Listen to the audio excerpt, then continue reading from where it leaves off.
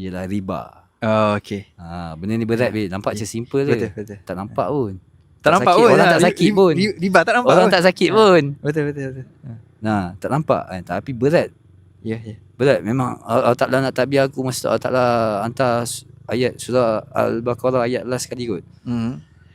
Walau kalau aku silap betulkan lah. Ayat tu masa tu, orang yang Allah Ta'ala berfirman, orang yang mengamalkan riba ni umpama istihal perang kepada Allah dan Rasul. Aku baca ayat tu, tersentak gila tu aku. Memang tersentak tu.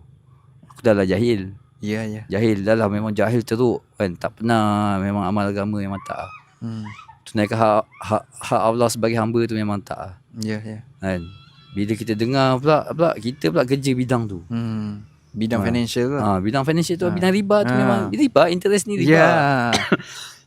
So Sekejap. Walaupun Islamic bank sama. still sama. Term bayat pakai Arabic.